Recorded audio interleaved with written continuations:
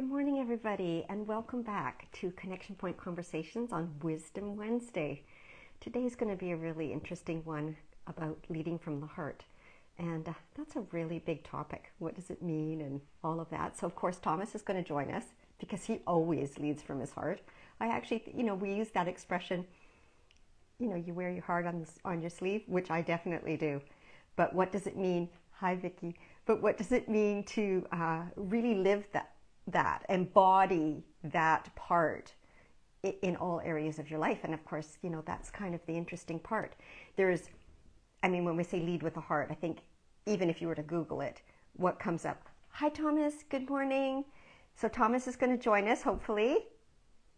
And I'll hit the buttons and then he'll be here. Okay, here we go. View request. There we go. Go live.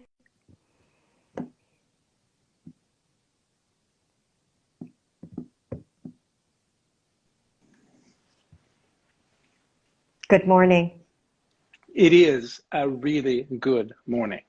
It really is, isn't it? I felt like that too today. Yes, it is. It is really a good morning. Thank you for helping me remember that. It is a very good morning.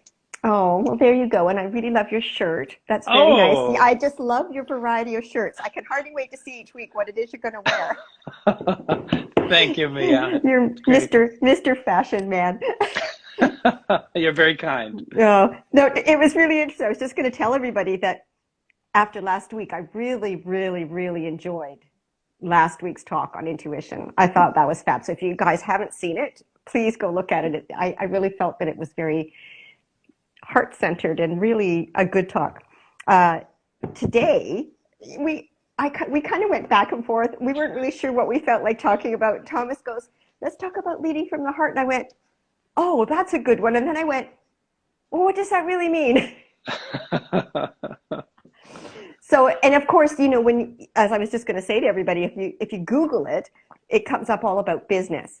It does. But even the description about business is kind of actually quite good. So at one point, I'd really like to read that today.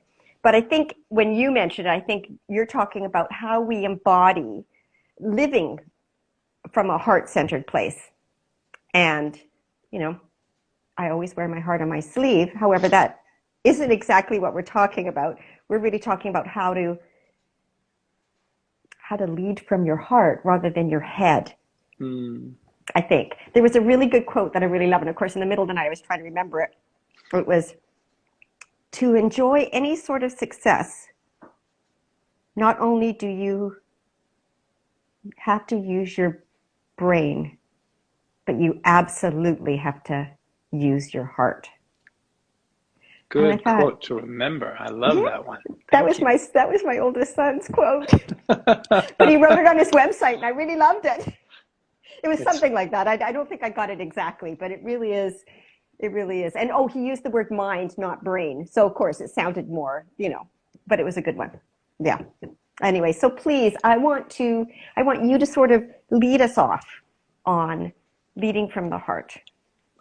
Great. Thank you. I too, Mia, when I began to dive into research, and then I stopped because I found a lot on business. And then I thought to myself, this is a topic that I know really well.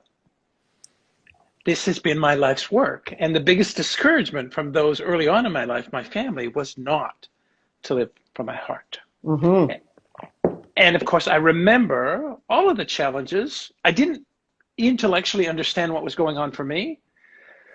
But when I wasn't honoring that beautiful whisper inside of me, when I wasn't leading from that place, leading my life from that place, life was quite difficult for me, particularly as a younger person. And I remembered also, because the psychology of the coaching work I do has a Jungian base to it, I too, like you, thought there's a really prominent quote.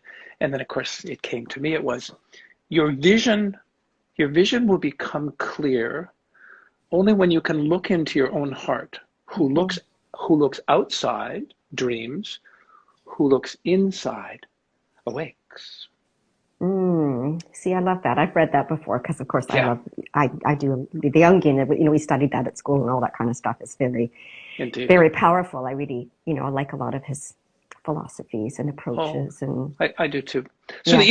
the invitation early on from my family, not unlike I think our culture or society, was this notion of accepting rationality and analytical thought over intuition or heart, because Hmm. instinct can be proven scientifically. Hmm. So my dear family, not that it was interested in having its life and its way of life proven scientifically, but I was somebody who was different than the other members of. Mom called her 10 kids her tribe. And I love it. today I wouldn't appropriate that word. Culturally, I don't think it's significant for me, but it was, and the ethos or the way of thinking for a tribe is everybody has a clear function and it all leads to the survival of the tribe. So here was a little gay boy who didn't think that way, who didn't move Hmm. that way, Hmm. who was feeling differently, who was reacting differently to circumstance. So I didn't want to spend the time listening to my head. That logic didn't make sense to me. I didn't know what it was, the alternative that I could listen to, but I knew it was different for my family. So from the get-go, the invitation from spirit to me, and for me and my that experience, particularly as a younger person, I had a stronger connection to my sense of God or universe or divine. And of course, as I got older, I got further away from it. As I got older, there were more whisperings from my family, actually not to stay connected to that voice. So the challenge in the beginning was to honor, which was very, very difficult. And ultimately, I have done a terrific job in being able to do that and being able to land in my maturity, knowing that coming from that place, because it's a daring act to put your authentic self out there in the world, right? My heart wanted me to take chances and trust others. And of course, my little egoic, my monkey mind, as I call it, Yeah, always wanted to overrule it. And of course, absolutely. my dear family, because it lived from that place, it survived from that place. Early on, I knew that I was more interested in thriving than I was interested in surviving. And coming from and leading from my heart would allow me actually to thrive and move away from Yes. just surviving. Does that make sense? Absolutely, I love it. It's a wonderful description, and I thank you so much for sharing that part of your story. You're welcome. The part that I really relate to is when I think about, okay, so what does it really mean for me to live through my heart? So there's the piece, like you, our experiences were really similar as children. Um, to not do that. So, and I was criticized a lot for that. When I think about what does it really mean? To me, it means a connection to my a well of compassion for myself and others, my completely heartfelt, authentic expression of who I am as a human being. And of course, Mhm. that's the hard part, getting in touch with that. But as you say, when you mature, then you do. And I think that that's the work that you and I both do is very, very heart centered in Very terms much so. of learning more about yourself, being authentic.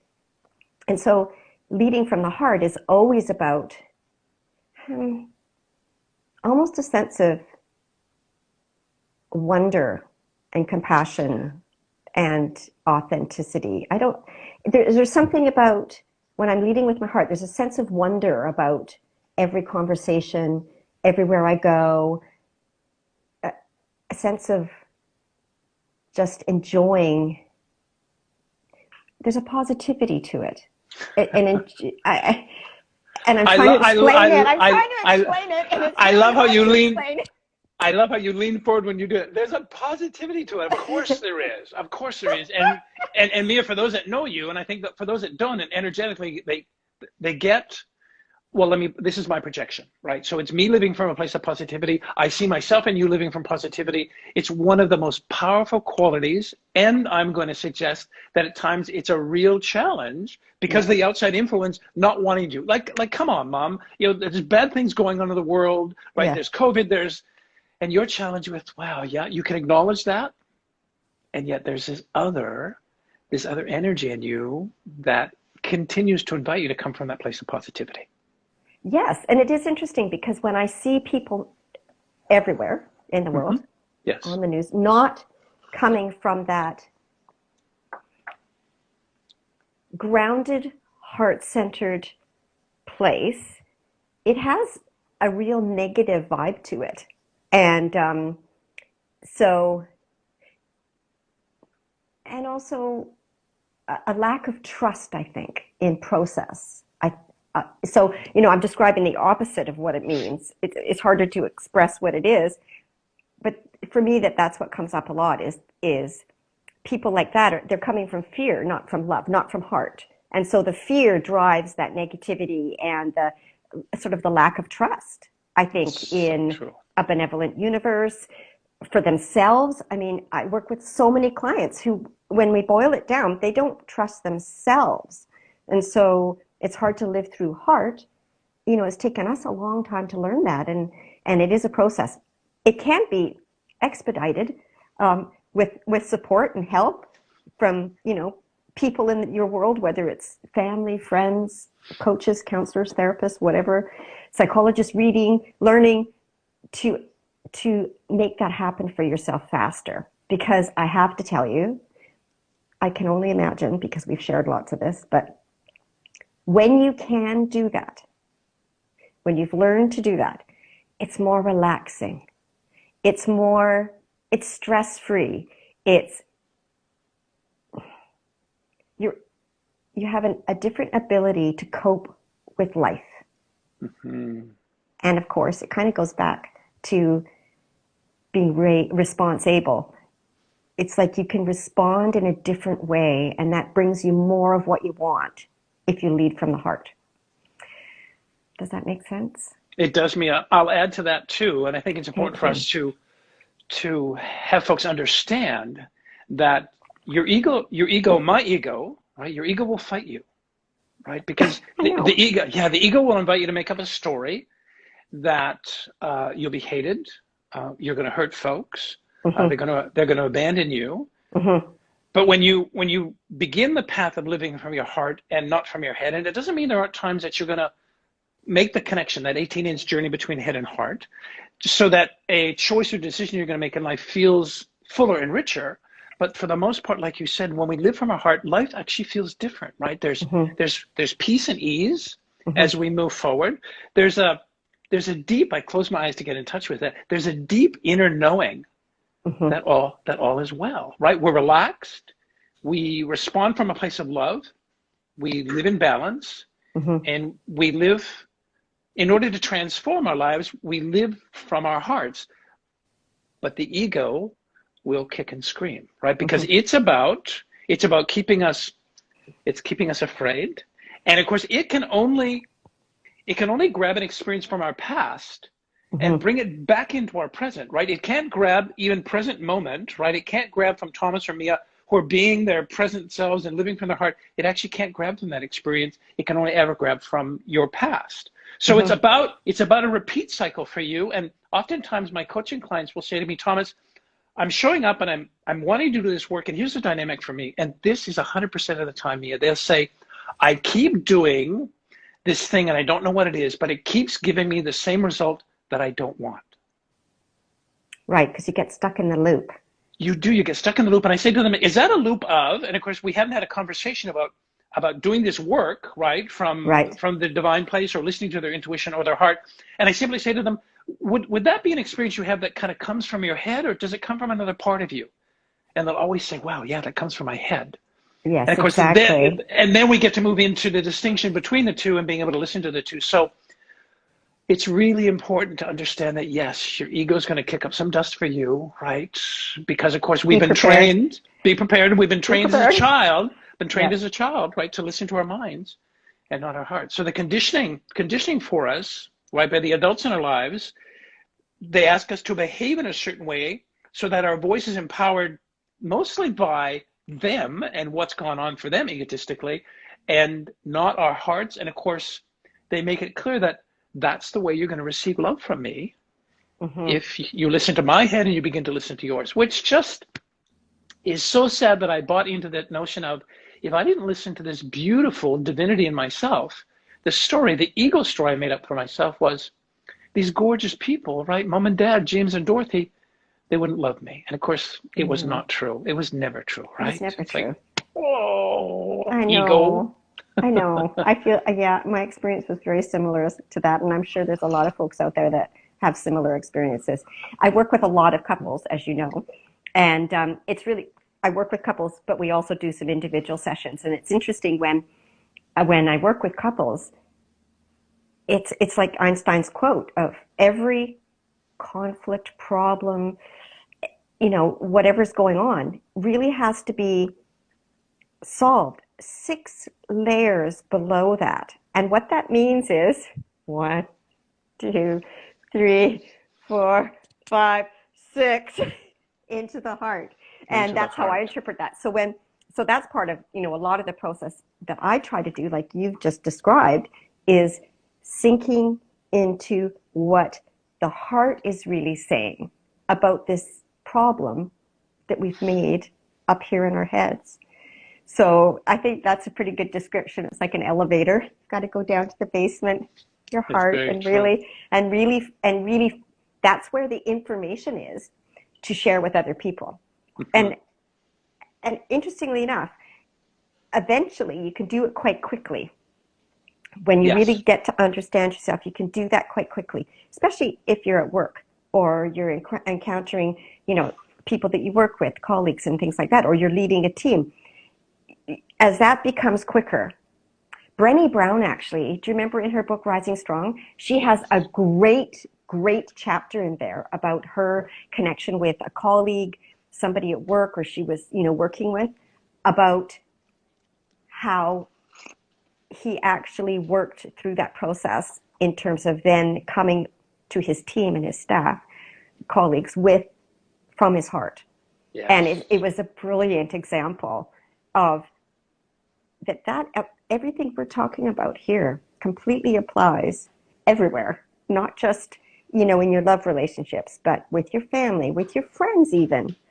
I've had experiences where, I have very heart-centered relationships with good friends. And I think that that's got a lot of value for people. I think as human beings, we all want connection. We've just been going about it all the wrong way. Hence, I call my company Connection Point, because it's about connecting with yourself, your heart, getting out of your monkey mind, which I always use as you do, your reptilian brain, your monkey mind, the voice on your shoulder, and settling into. Now, when we say heart, what I'd love to share with folks, and I want your help, is, if you don't mind, is what is it that's inside when we speak from the heart? Like, what is it that we're actually expressing? So for me, what comes up again is all my training around authenticity, the truth for yourself, your values, things that you need, principles you stand on, dreams you hold. So a much bigger amount of things go in there, go in there other than just lead with your heart. Because I'd like people to understand what that really means. That's really great, Mia. Yeah. And inside of all of that experience that we've accumulated, and all of the evidence that we've also accumulated that says, yes, when I live from my heart, life can be exquisite. Absolutely. And Brené Brown makes this distinction that kind of stopped me in my tracks yesterday when I was leafing through and found all this stuff in leadership. And the comment was around, and I think it's from either Daring Away or Dare to Lead, probably the work series she's done in Dare to Lead, but it was this notion of, let me see if I can, are we leading from hurt rather than leading from heart? And when we're leading from heart, it means it's our heart. We've done the work to come from that place. And you're right, that's experience, that's values, at times that's ethics, it's relationship, it's the accumulation of experience that has us say, I can live from this place. And by choosing not to do that work, or not yet getting to a point of wanting to do that work, typically what Brené will say is that oftentimes folks will lead from hurt, meaning that they're going to work their shit out on other people. Yes. And she said, then you add in the dynamic of them being in a leadership position, possibly being your boss, it makes for a very, very difficult circumstance to actually invite that leader to see where they're coming from, that they're coming from this place of hurt, they haven't done their work. So you become, for them, they become triggered, but they use that dynamic in a way that is really quite disturbing for folks. So leadership wrapped up in folks coming from hurt and not heart makes it a very, very difficult place to come from. So I recognized yesterday the work that I've done, and yes, I lived a life, and I led my life from hurt for a long time until I made a choice to actually explore what that was. And then I can gratefully say that I'm leading from heart, not hurt anymore, which is such a beautiful gift to self. That is beautiful, and you described it absolutely brilliantly. I think I've read a lot about leadership. One of my favorite books was called the Art of Power by Thich Nhat Hanh, the monk, yes, the Buddhist monk, and one of the chapters at the end was all about the leader of Patagonia and how he leads from heart, and it was a brilliant, it was a brilliant little story. It was the second half of it, but it always really stuck with me, the importance of that. And I think one of the things that Richard Barrett said he's a British leader, sort of expert, you might want to call him. He does great talks. He said that every corporate culture is defined, good or bad, by the person at the top. And so if you've got a very unconscious, ego-driven leader, you're going to have a lot of challenges and difficulties and conflicts from that place. And I think it even goes in the same way in a family. Oh, yes. I've lived with husbands like that, and it's not easy. No. Having partners that are heart-centered on sort of that equal ability to be able to live from that place, share, collaborate from that place is so much more fulfilling, meaningful, and satisfying for everybody in the family. And I would like to encourage everybody to really think about what that means for them and what it could look like, because it really has, I think, a huge amounts of, for me, it's one conversation at a time can change the world. And I really mean that. Like, I think that if anybody takes from this conversation that there's a different way, I think there's a lot of healing that can happen in families. That we could raise, more emotionally intelligent children, and that, as you say, it's one of my favorite things, that thrive instead of just survive. Indeed. Because there's just, as soon as I even say that survival, I can just feel it in my gut. Is that constriction, Mia? Yeah, just it's like, I can feel it. I remember that, and then when I go, but thriving feels so different. I would really love to encourage all of you to read some of the books, get yourself a coach or a counselor, whatever it is that might help you, support you in that process.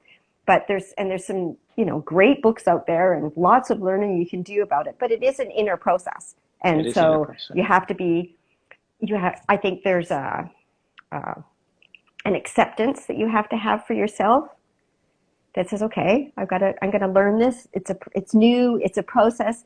And so have, as I said, right back at the beginning, some compassion for yourself and others. And I think that is probably one of the key ingredients for living through your heart, is compassion and empathy. And I agree. Mia, can you remember the first time where you felt this constriction and you gifted yourself with some expansiveness by actually choosing your heart? Can you remember the first time when you led your life by your heart?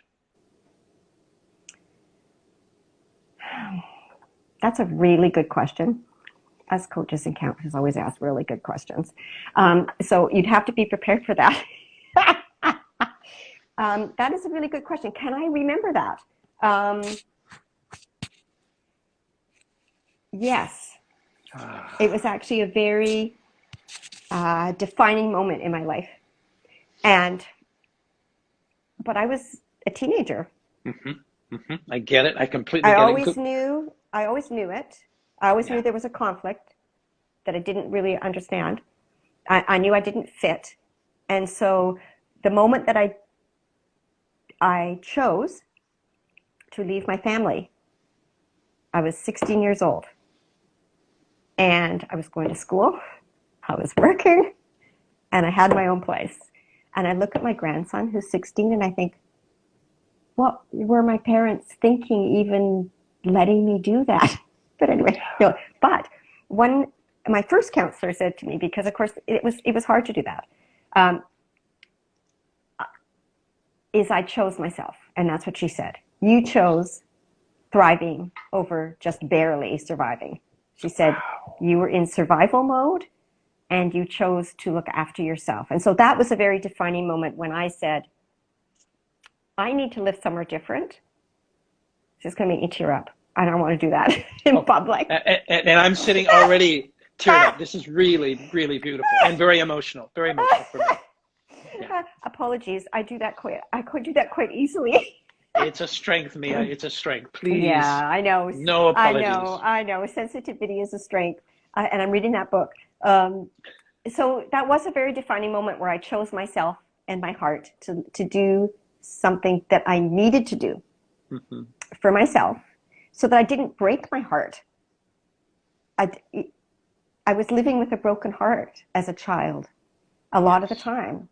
And I didn't want to live like that anymore. So that was kind of it.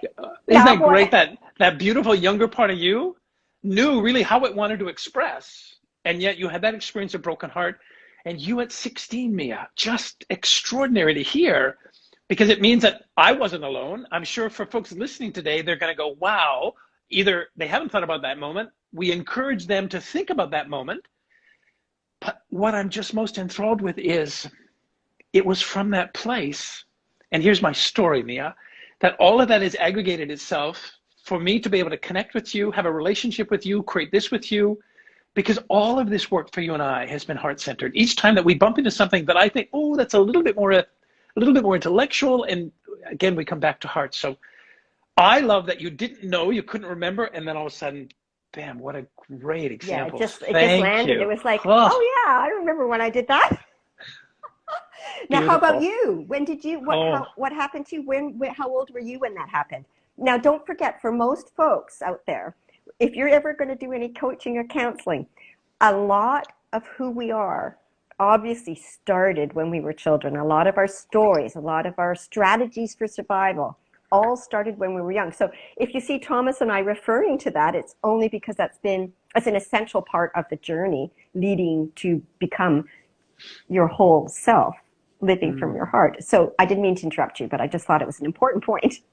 A really important point, really important part. And of course, we spend a little bit of time in reflection, right, in yesterday and the past, but you are so right, Mia. And for folks to understand, oftentimes the stories that I created were created by a younger version of myself because I had adults that were absent in my life to explain what was going on. So I make up a story and I always make it up about me.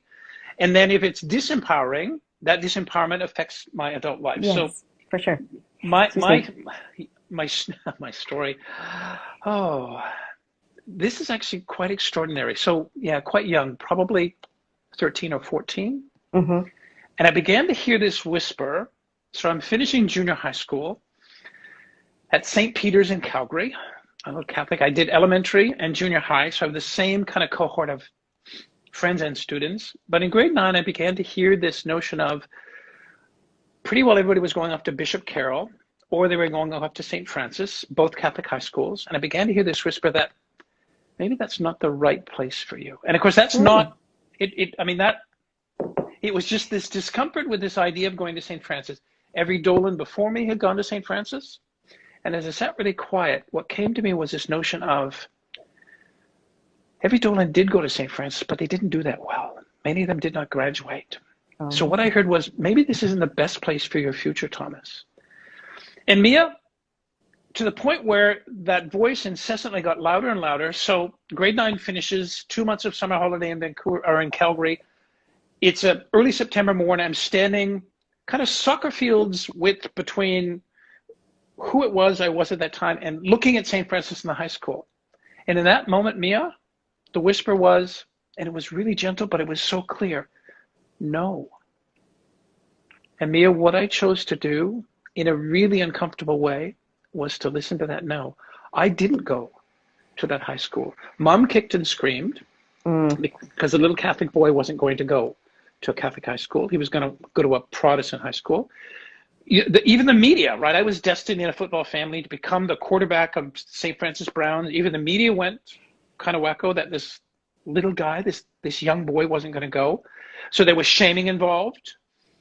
And ultimately, there were a number of people that said, you know, your future is here, right? Your football future is here. It wasn't about me. It was about their football future, right? And I didn't go to St. Francis. One of the best decisions I ever made in my life was to listen to that whisper in my heart. Because, of course, if I'd gone, more than likely, I would not have graduated. More than likely, I wouldn't have gone on to university. I wouldn't have surrounded myself with the people that were at that new school for me, completely unknown, which was really amazing. But that was my first memory of soulfully listening to my heart. And the challenge was, and of course, I mean, classic, right? Wow, if I don't go to St. Francis, I'm not going to be loved. And of course, that story was not true. I aggregated more love around me than I've ever had in my life by making that choice to take a right-hand turn. So that would be me very early in my life, listening to. Yeah, that was early. It was very early. In that moment, can you remember being a 13-year-old when you went no? And what did it feel like? What happened?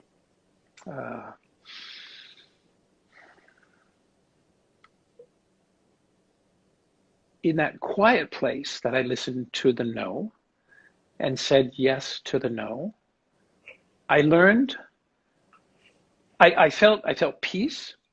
I felt a calmness. I felt an assuredness in my life, Mia, and it was this 13-year-old, I kind of know what I'm doing now. Yes, that's it exactly. I love it. I kind of know what I'm doing. So there's a knowing. There's a knowing, and suddenly what breathed into me was, I can honor the truth. I can be honest with myself if I listen to what my heart's saying to me. So it was a gift of honesty, but peace, calmness, an inner strength I hadn't had before, a conviction that I can take care of myself. And by doing that, I think at that time really began to bolster my sense of self-worth, that I was good enough, that I could take care of myself, began to gain confidence in my life. And I think it was a foundation of me beginning to take, although it would take probably a couple of decades past that point where I could really begin to breathe into being responsible in my life. But I think that would have been the foundation that it would have begun to spring from in terms of taking care of Thomas. Yeah. Oh, that's beautiful. Thank you so much for sharing that. I really appreciate it. And I'm sure our listeners do as well. I think that part of the learning is when there's, I don't want to use the word success, but when it feels right, when it feels good, when you land and going, oh yeah, that's the right thing for me. Indeed. I think that that's a pretty important part of knowing you're on track. That, True. oh yeah, this is the right thing. I also can imagine for a lot of people that when you hit that place, excuse me, I'm having allergies this morning. When some people get that, I know for myself early on that I would then start a conversation of, should you, shouldn't you, are you right? Is it okay? People aren't going to love me. Do I want to make that decision? So then I start getting in my head about, the correctness of this particular knowing that I'd have about anything. And that I would find really hard. And there'd be some fear in there, obviously. Of course. And trust that it might not work out if I follow my heart. There's some fear of the fallout by following my heart. And that's what would have happened before that. So when you reach that point, it's like, no, this is right. For me as an individual, separate from my family, separate from a partner, just for you. So going into a relationship from that place can be infinitely more meaningful and fulfilling than if you come from the other place where you are not knowing, you're using your head. So I really think that well, personally, I actually think that it's so important for all of our evolution as human beings to learn to come from this place of heart and not from our heads, because that's not doing us any good. Like it's not working the way we're doing it, as we know, with so many things going on in the world, even with the pandemic, Black Lives Matter, Me Too, all of these things. We realize that the cognitive parts are not connecting. Politics, all of that, it's not working. No, you're exactly right. It's just, and I know there are two places I can spring from in my life. And I know this will resonate with you, and I'm sure it'll resonate for other folks. And I have choice all the time. Mm-hmm. I can spring from fear, or I can spring from love. Yes. And when I listen to my heart that grounds me in my connection and my experience of spirit, I know it never lies. It always has my best intentions, unlike ego, because ego springs from fear. Right? Absolutely. When I feel something, right, it's kind of this soulful invitation for me to listen to my heart. Yeah. And of course, when I do that, there's a couple of gifts I get. One is love, and one is freedom. When I come from fear, I'm my constricted. I'm the hostage, and I'm a hostage taker, which is it feels like being in jail. It does. Yes. Yeah, it does. Whereas when you lead from heart, and I love you use the word freedom, because I've used that a lot in terms of trying to express what I need is freedom and autonomy and all of that. I think that when you're able to do that, you really are freeing yourself from constraints of social constraints, our upbringings, from trauma and pain. You're literally coming from a much more freeing place. And I think that it's an important value as human beings to feel that we're free. Yes. Does that make any sense? Oh, it does. And add to that, not the notion of, because it's a gift that you give yourself, and the ingredient that both of us had at different times in our lives. You as a 16-year-old choosing to leave your family, me as a 13, 14-year-old choosing to go to a different high school than every Dolan went to.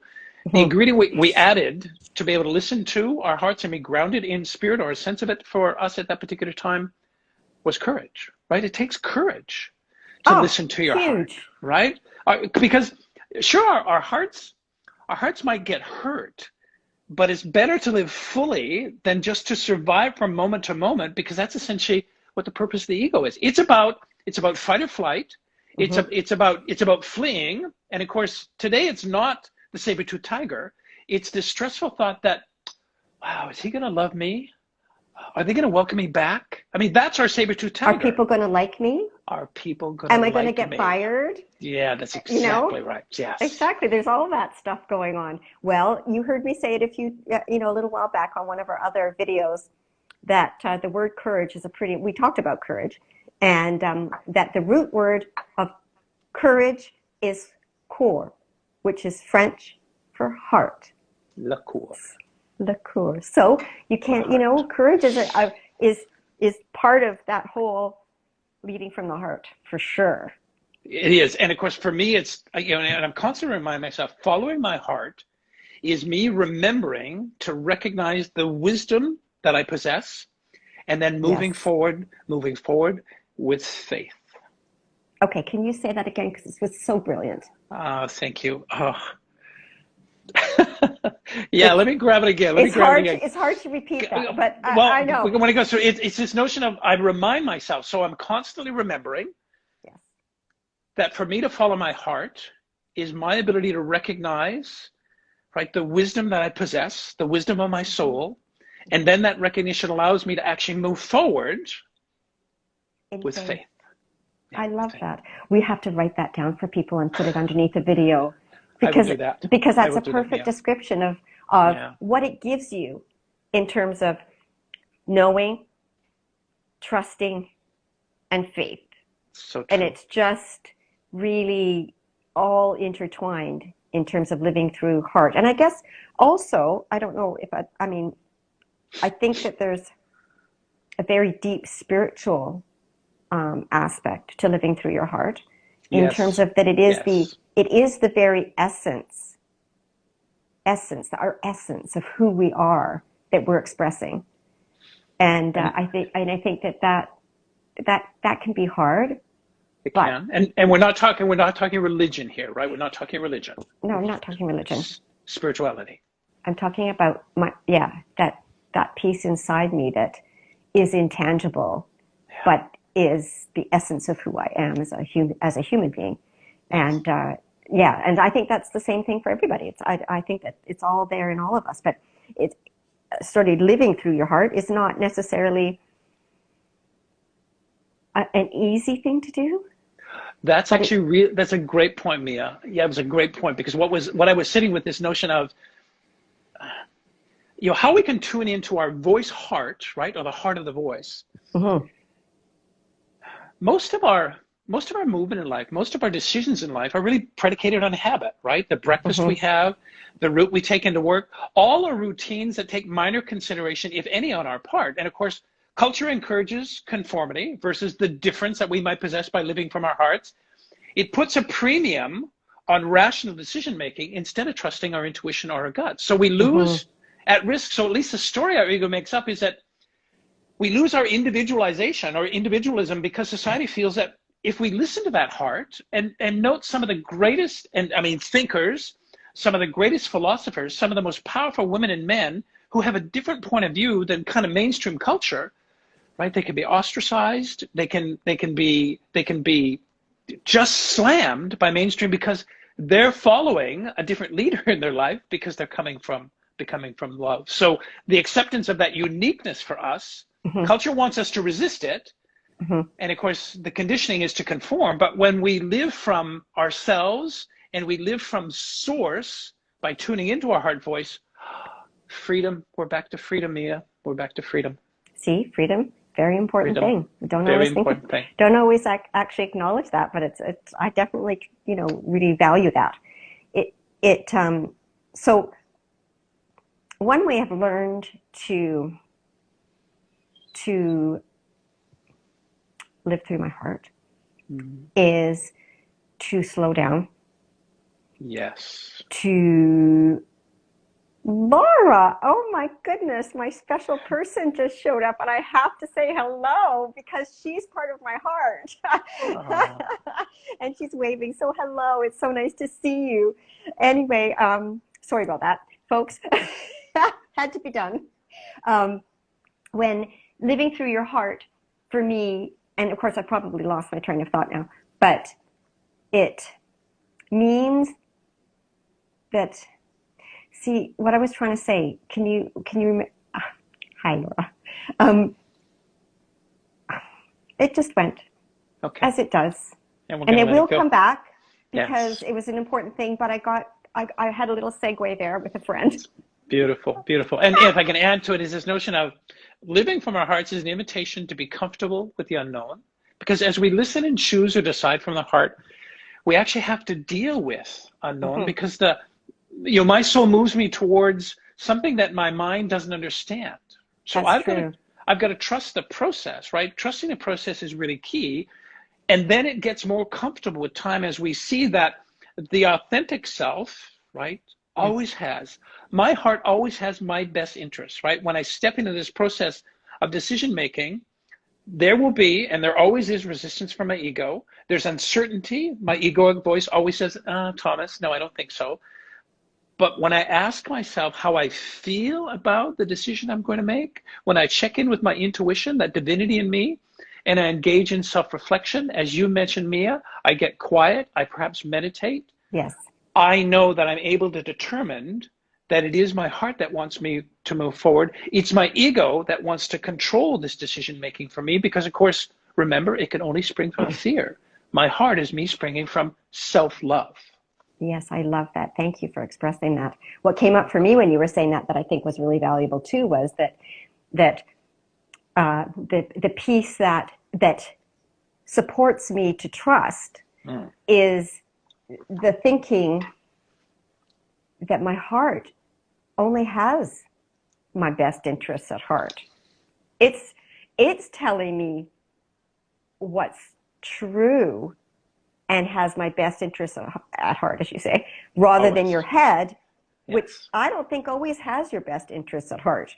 I mean, because there's so much going on up there. So, and like what you said, I know you were going to say something, like you said, I slow down. It's really important that for all of us to slow down. I know that my best friend, she creates, and as she creates her art, or her writing, whatever she's doing, and then we have a conversation about that, then her heart she's working through a process, Yes. through creativity, and it's an expression of her heart, always is. And so to me, there's ways somatically to get in touch with what your heart is trying to say. As you say, meditating, I find that I get the best when I'm meditating. Um, I've always needed, because I am an introvert. I look like an extrovert, but I'm not. And so I've always needed to be having an inner process and dialogue with myself and getting in touch with the truth Your truth. that has my truth, that has Your truth. my best interests at heart, to be able to do that. And that doesn't look just like saying yes all the time. Sometimes it's saying no. Very true. So And also remember, when we have a better sense of what the ego is all about, right? It can actually have less of an impact for us because, yeah, I mean, the ego can do two things. It can say, in regards to the outcome you're thinking about, all it can say is good or bad, right? It detaches the result. The ego, instead of allowing the universe to give us what we need, the ego says no. It's a yes or a no. yes, And when we choose not to label the situation that way, when we just let it be and recognize that there are endless possibilities, our yes, heart allows us to connect with endless possibilities that the mind, the ego, can't even can't even comprehend. comprehend. No, so our work is to reframe our perception about situations or outcomes so that we can allow the magic of Magic, flow into our life, the magic of flow the into our lives. magic. I know the magic. And when we open up to kind of the limitless possibilities available to us, Yes. instead of the good or the bad with the ego, oh, can you think of a greater gift to ourselves, Mia? Oh no, I absolutely can't. At the end of the No. day, I'm always astounded, which I keep to myself, of course, and then try to work with people on this living right and wrong, right and wrong. And yes, there's always the yes and the no. However, when you're coming from heart, there is a truth about it. It makes, and one of my favorite lines is, the truth is simple. So I think that our minds make it really complicated.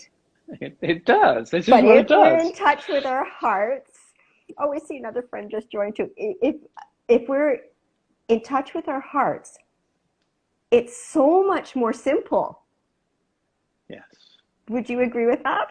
absolutely. It's this notion of focusing on the things that go unnoticed. It's smiling at somebody that crosses our path. It's being kind to ourselves and other folks. It's choosing our authentic selves. Our ego does not want us to do that because those places have a spring from love, Mm-hmm. right? Our honesty from that place helps build trust in ourselves and others. Yeah. Remembering that we matter and everybody else matter. The ego just says, right, yes to that person or no to that person, good to that circumstance or bad to that circumstance. It cannot wallow in this grace-filled pool of life that we swim through, remembering that compassion is the great healer for us if we reach out to ourselves with that and we reach out to And one to another with that. others. I'm giggling because I realize now, as a practitioner of inviting people to come from this place, Place of heart.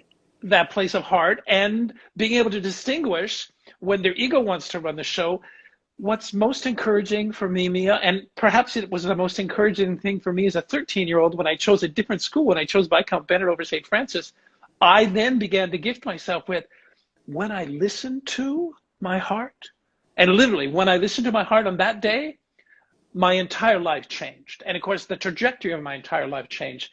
Ego it cannot comprehend that. And I value my analytical mind. I value the amazing choices I can make. But here's what I'm always doing.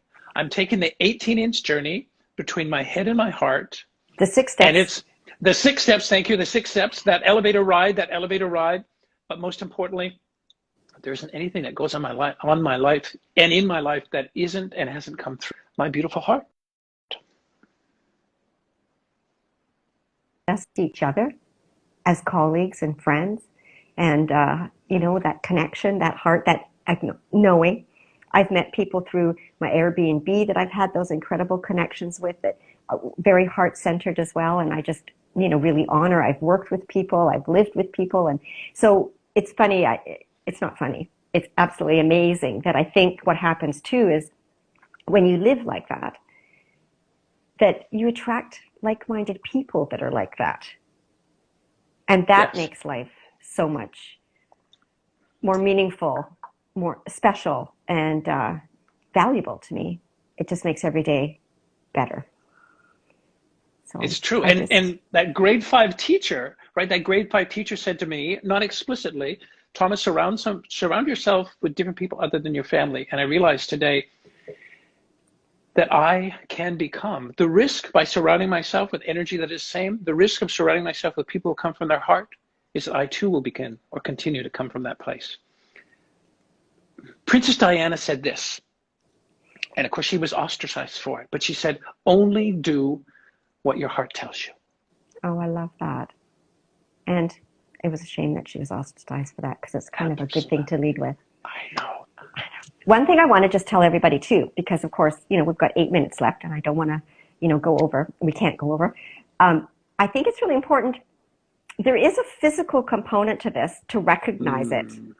So when you've got the chatter, your monkey mind going on up here, it feels kind of like a storm inside. That's when you know you're having anxiety. Good. That's when you know that there's just something that's you're not landing in, you're not landing on. When you have that feeling, you'll know your body just relaxes, and you totally feel it in a nice, warm, comfortable place in your gut. It never lies. So when my gut's churning, like it used to a lot, doesn't anymore, I know that I'm not on track. I'm in my ego mind. And when like right now, and how it's been for a long time now, when it's right, for me, and I'm not saying right and wrong, but I'm saying when the inner knowing, I just feel it, and it's just a beautiful feeling of relaxation and freedom. and for me, it's two things, and I remind myself with this. This is constriction for me. Yeah. And when my ego wants me to move from that place, I can recognize it in my body. Body never lies. I've learned to tune into. And the other one is expansiveness for me. So here are my choices. Constriction is fear-based. Expansiveness is love-based. It's pretty simple. And Mia, I'm really careful not to project this on clients, but when I hear a client coming from this place, to remind myself to circle back and maybe invite them to see that they're coming from this place, I literally find my fist being formed like this. And then when I feel them coming from this place, and I want to circle back and acknowledge that they're coming from this place, because that's perhaps the greatest challenge for them in the work that they're choosing to do, my hand will do this. So what's happened for me is that on some level, I've become this work. And I get reminded. And there will be many times in some of the challenges in my relationship with my husband, when I'm in this place, and I can remind myself, knowing that I want to come from this place. Yes. Well, and I think that's also such a beautiful thing to acknowledge, that when you are so blessed to have a partner that is able to live from that place with you, as we are. I think that's part of what makes relationships so special and important and valuable, is that we really can get within the relationship to become, honest and authentic and our true, deepest, more selves. And I think that's I think that you're very blessed. I am, and thank you for reflecting that back to me. I'm going for no ambiguity in my life, right? By trusting my intuition, by allowing myself to be led by making a choice to listen to my heart's voice. The greatest gift for me in all aspects of my life is peace. Yeah, I like that. I think I wrote that yesterday on something as well. Yeah, peace. Peace. And less stress. Within peace is kind of like this, oh, I just can feel it when I say it, but a relaxation. Yeah. Ease, effortlessness. Ease. That's You're what I'm saying. Ease. breathing.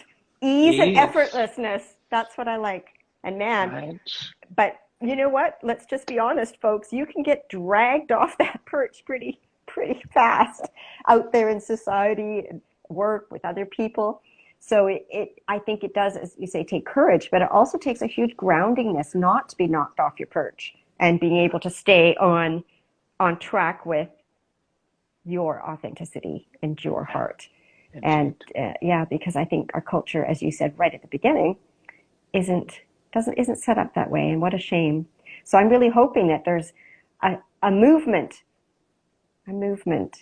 for this shift and change globally and in our Yeah, communities, in our countries, in our cities, with everybody individually. So indeed. And Mia, when you said hope, right, my heart said intention.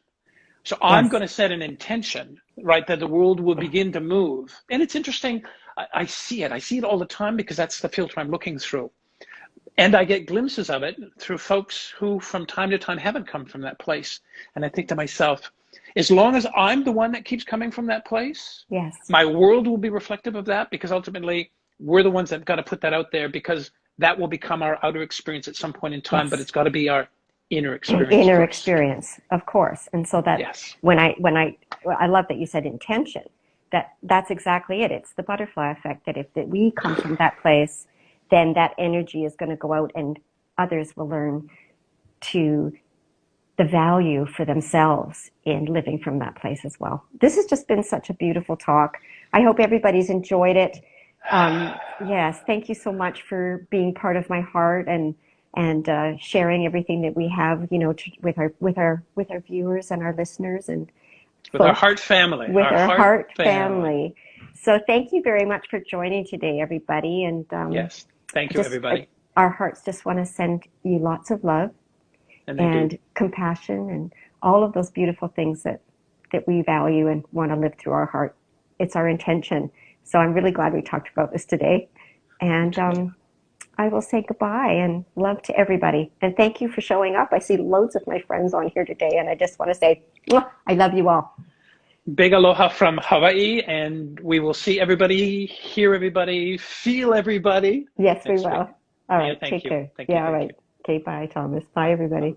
Aloha.